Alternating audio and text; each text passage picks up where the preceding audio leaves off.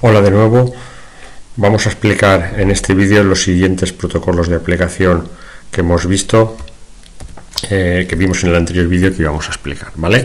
Aquí en este vídeo vamos a empezar por el servicio o el protocolo File Transfer Protocol, que es un protocolo de transferencias de archivo básico, pero que en su día era muy útil y que ahora sigue siendo útil. Lo que pasa es que ya no se utiliza el protocolo FTP como tal, sino que se utiliza todo dentro del SSH para mantener la seguridad, porque esto se vio que era un agujero de red, ¿vale? Entonces el SFTP, que es lo que vamos a hacer realmente o lo que vamos a explicar realmente, está disponible tanto para Linux como para Windows y tiene unas funciones esenciales que permiten pues copiar archivos de una máquina a otra, ver listado de directorios y realizar tareas básicas de gestión como cambiar el nombre, borrar archivos, borrar directorios, etcétera, etcétera. Hay una aplicación, o había una aplicación que se llamaba Trivial FTP, pero que hoy en día no existe, ¿vale? Este era un ejemplo. Nosotros vamos a ver un ejemplo real, pero en lugar de FTP vamos a utilizar SFTP, que viene de Secure o FTP seguro, Secure FTP o FTP seguro. Entonces vamos a abrir y vamos a poner SFTP y vamos a poner contra qué máquina vamos a realizar esta transferencia de ficheros. Entonces, en un principio yo le voy a decir que voy a hacer un SFTP utilizando el usuario Juanma en la máquina clariano.v.es. Entonces, simplemente por seguridad me pregunta el password de este usuario en la máquina, el password de Juanma en la máquina clariano.v.es. Yo introduzco el password y ya me dice que estoy conectado, ¿de acuerdo? Entonces, si utilizáis SFTP con el comando help, nos dicen todos los comandos que podemos utilizar en el protocolo SFTP. Entonces, como veis, hay bastantes comandos, hay bastantes funciones. Por ejemplo, una de las funciones sería ls. ls nos dice o nos lista todos los ficheros que hay en el directorio actual en la máquina remota, ¿de acuerdo? Para saber en qué directorio estoy en la máquina remota tendría que poner pwd y entonces me diría que la respuesta es que el directorio de trabajo remoto sería home Juanma, ¿vale? Y si quiero saber ahora hago un ls y me dice cuál es, me está listando todos los ficheros y directorios de ese directorio home Juanma remoto, y si quiero conocer cuáles son los ficheros del directorio local sería lls, ¿vale? O local ls. Entonces, estos son los ficheros que tendría en el directorio local de mi máquina, ¿de acuerdo? Entonces, por ejemplo, voy a elegir un fichero, por ejemplo este. Entonces, un comando muy útil o un comando que ejecuta la transferencia sería put es siempre para ir de la máquina local a la máquina remota, y le diría el nombre del fichero, sbint, por ejemplo, sbint nucom.txt. Le doy y entonces él automáticamente lo realiza la transferencia de local a remoto. Si quiero hacer la transferencia inversa, en lugar de put sería get sbint nucom. De acuerdo, también puedo hacer múltiples, por ejemplo mget, y le doy un comodín. Con este comando yo me traería de la máquina local, de la máquina remota a la máquina local todos los ficheros terminados en .txt, ¿de acuerdo?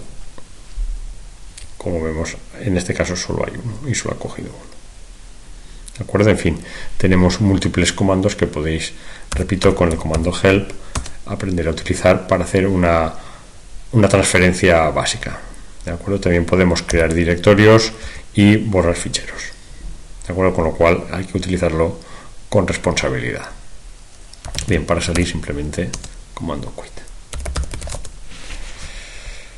¿Vale? Este sería el ejemplo del SFTP, o lo que sería el equivalente del FTP. Bien. El modelo FTP, que es el mismo que el SFTP, utilizaba dos puertos. El puerto 21 para gestionar las órdenes es decir, las órdenes que nosotros le ponemos y cuáles eran las respuestas que nos daba el emisor, y realmente el puerto 20 para hacer la transferencia real de ficheros. Bien, hoy en día, como todo se utiliza a través del servicio SSH, entonces solo utilizamos el puerto 22, que es el del SSH. Luego veremos el SSH. Bien, otra aplicación que hemos utilizado todo y que conocéis es el correo electrónico, ¿de acuerdo? Entonces, los primeros sistemas simplemente consistían en protocolos de transferencia de archivo, pero luego se publicaron las recomendaciones que aparecen aquí. Y realmente hoy en día la arquitectura del correo electrónico aparecen definidas en dos RFCs. La 821 habla de la envoltura, de cómo debe ser la cabecera, etcétera, etcétera, y la 822 contenido del mensaje, ¿vale? Las funciones o servicios del sistema de correo simplemente es edición de mensaje, transferencia de mensajes y generación de informes. Y para ello se han definido dos subsistemas: el subsistema de agentes, que puede ser de transferencia, ¿vale?, que son demonios. Demonios son procesos que se ejecutan en segundo plano, o agentes de usuario, ¿de acuerdo? Y a su vez, los agentes de transferencia se pueden clasificar o se pueden distinguir dos tipos: los agentes de distribución, que son los que realmente distribuyen los mensajes, y los agentes de entrega final. ¿En qué se diferencian? Pues que los agentes de distribución corren en máquinas dedicadas, en máquinas que solo sirven de servidores de correo y que están siempre encendidas y conectadas a la red, mientras que los de entrega final sirven, pues por ejemplo, para utilizar el correo en nuestro portátil a través de clientes como el Thunderbird o el Outlook Express. Bien, los agentes de usuario son los que nos permiten formatear los mensajes, utilizar el formato, ¿de acuerdo? Entonces, como hemos dicho, los agentes de transferencia se clasifican en agentes de distribución, básicamente el SMTP y los de entrega final, ¿vale? Entonces, la diferencia, como he dicho antes, es que si tenemos dos máquinas que están siempre conectadas, entonces podemos utilizar agentes de transferencia, ¿de acuerdo? Pero si no, pues es muy útil tener agentes de entrega final, donde nosotros tenemos un buzón en el servidor con conexión permanente, es lo que sería el servidor de correo de la universidad, ¿vale?, donde nosotros siempre vamos a tener funcionando el agente de transferencia, y luego nosotros podemos utilizar el agente de usuario en el PC receptor, ¿vale?, utilizando el POP3. Por eso el servidor tiene ambos, el servidor de correo tiene SMTP y el POP3. El POP3 nos permite descargarnos el correo a nuestro portátil cuando utilizamos el Thunderbird o el Outlook Express, mientras que si utilizamos el interfaz web, pues podemos acceder directamente al agente de transferencia del servidor, correo v.es, ¿vale?, que es la máquina post o postal, según seáis alumni usuarios. Bien, un ejemplo del email funcionando con POP es, por ejemplo, cuando yo tengo un servidor, un cliente, y en este caso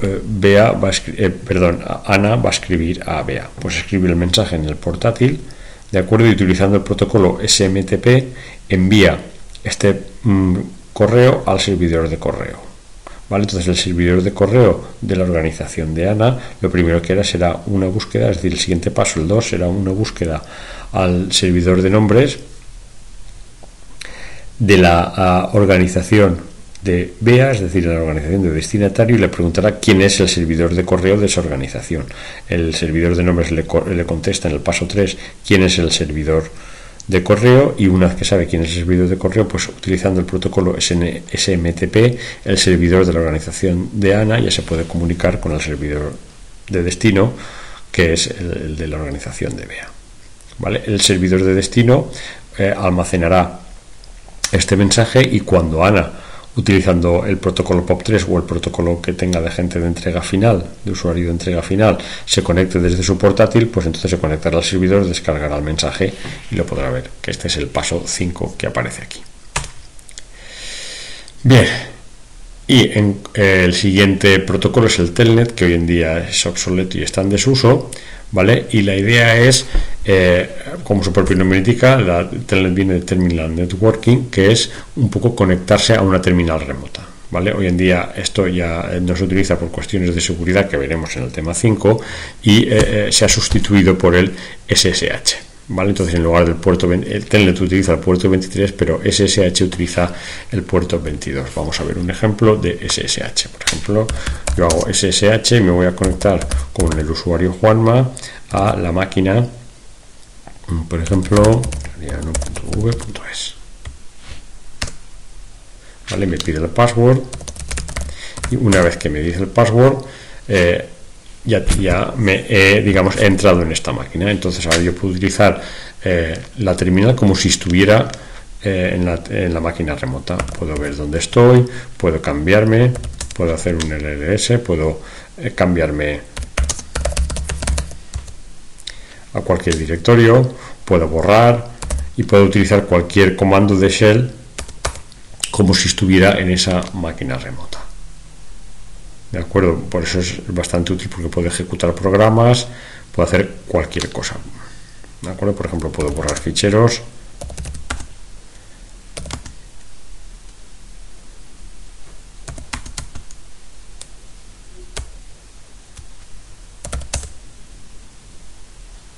Etcétera, etcétera.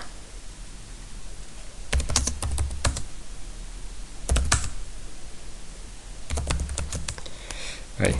Cualquier comando que pueda utilizar en la shell se puede utilizar. ¿De acuerdo? Bien.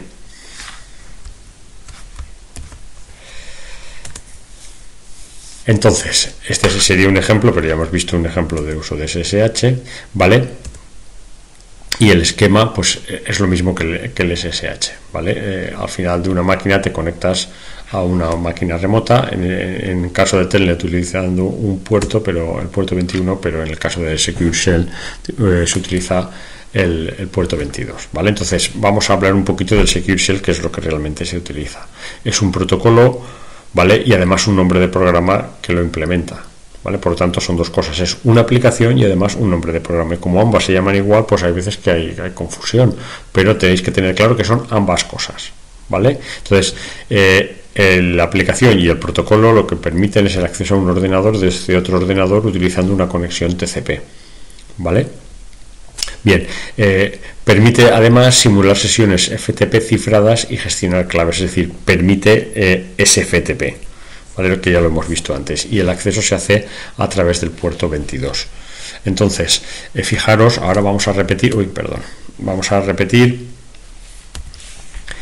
el SFTP, pero ahora le vamos perdón, que aún estamos en el SSH, vamos a repetir el SSH, ¿vale? Y en lugar de hacerlo tal cual, vamos a utilizar la versión un poco verbose, o la versión que nos da todos los mensajes. Entonces vais a ver, vamos a repasar aquí, fijaros, antes de que nos dé el password, todas las acciones que hace el SSH y todas las acciones de seguridad.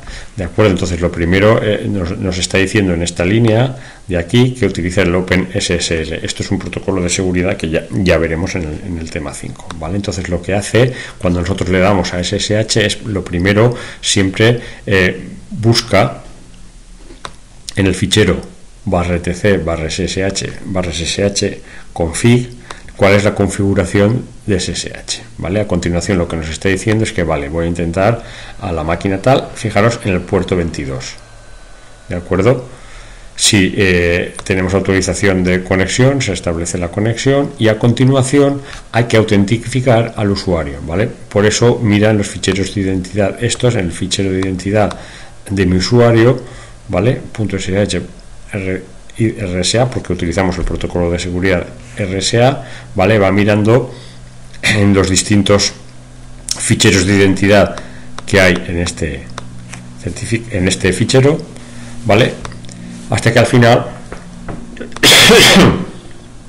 encuentra lo que buscaba, ¿vale? Y encuentra que vamos a autenticar en este socket, ¿vale? Vamos a autentificar el usuario Juanma, ¿vale?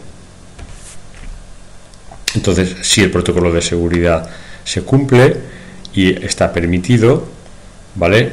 se gestionan unas claves de seguridad que ya veremos en el tema 5, y al final termina un poco pidiendo la autentificación por password, ¿de acuerdo? Pero antes ya se han hecho unas comprobaciones y se han intercambiado unas claves de seguridad para cifrar la información, y eso es lo que realmente nos permite un poco cuando nosotros metemos nuestra contraseña, y esa es la diferencia con Telnet, ¿vale? Ahora cuando nosotros estamos metiendo nuestra contraseña, esta contraseña cuando le demos va a circular por la red ya cifrada. Para poder cifrarla se han ejecutado todas estas opciones que nos ponen aquí, ¿de acuerdo? Bueno, ahora he metido la contraseña mal, pero cuando la meta bien,